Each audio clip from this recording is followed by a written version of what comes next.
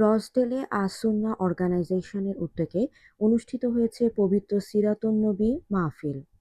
সোমবার রসডেলের জালালিয়া জামে মসজিদে অনুষ্ঠিত হয় এ মাহফিল। অনুষ্ঠানে প্রধান অতিথি হিসেবে উপস্থিত ছিলেন ঢাকার আলেম ও আলোচক মাওলানা জুনায়েদ আল হাবিব।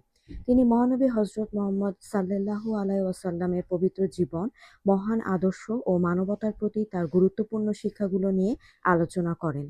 মাহফিলে রসডেলের স্থানীয় আলেম ওলামা এবং বিপুল সংখ্যক ধর্মপ্রাণ মুসল্লি উপস্থিত ছিলেন। অনুষ্ঠানে সভাপতিত্ব করেন মাওলানা মুফতি করমউদ্দিন আহমদ। আয়োজকরা জানান, মহানবী সাল্লাল্লাহু আলাইহি ওয়াসাল্লামের জীবন ও আদর্শ মানুষের মাঝে তুলে ধরা ও তার সুন্নাহ অনুসরণের প্রতি সবাইকে উদ্বুদ্ধ করাই এ মাহফিল আয়োজনের মূল উদ্দেশ্য। মাহফিলের শেষে বিশেষ মোনাজাত করা হয় দুনিয়ার সকল মুমিন মুসলমানদের জন্য। ইউরোবাংলা ট্যুরস বারিয়াম প্যাকেজ 2027 সালের হজ বাংলাদেশ হইয়া আমরা বুকিং নিলাম। Economic package starting from 5,500 pound, 5 stars package 7,200 pound. পৃথিবীর যত ধনী ব্যক্তি বলেন, শিক্ষিত ব্যক্তি বলেন, সাহিত্যিক বলেন, দার্শনিক বলেন, বৈজ্ঞানিক বলেন, প্রেসিডেন্ট বলেন, প্রধানমন্ত্রী বলেন, যত বরেণ্য ব্যক্তি আছে, যে কোনো ব্যক্তির জীবন আদর্শের আলোচনা যদি আপনি করেন বা কোনো বই পুস্তক যদি আপনি পড়েন, লেখেন, প্রত্যেকটা বই লেখা এবং প্রত্যেকটা আলোচনা শুরু হবে জন্মের থেকে মৃত্যু হইলে শেষ। বুঝছেন?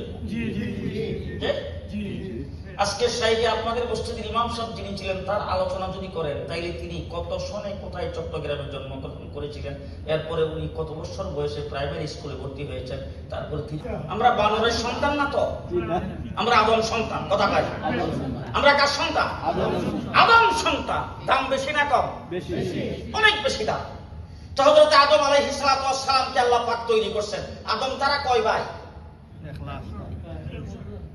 চাচা, খালু, মামা কেউ আছে? কেউ নাই, একা। আদম আলাইহিস সালামকে বানায়া আল্লাহ পাক আদম আলাইহিস সালামকে রূহ ভিতরে দিয়া জিন্দা মানুষ জান্নাতের ভিতরে বসবাস করতে দিছে। আমাদের বাপের বাড়ি কিন্তু জান্নাতে, সিলেট না, কোন জান্নাত। আদম আলাইহিস সালাম জান্নাতে বসবাস করা অবস্থায় একদিন আল্লাহরে ডাক দিয়ে, আল্লাহ তুমি তো আমারে বানাইছো একা, আমার কোনো ভাই নাজাতের জরিয়া বানায়া দাও। রব্বুল আলামিন পাপের বোঝা মাথায় নিয়া ফরজ নামাজের পরে তোমার শাহী দরবারে হাত উঠাইছি। মেহেরবানি করে আমাদের জিন্দেগি গুনাহ খাতা মাফ করে দাও। রব্বুল আলামিন জানা ও জানা শিরকি, বেদাতি, কুফরি প্রকাশ্যে, এর মধ্যে একটা নাম হলো ইয়াসিন।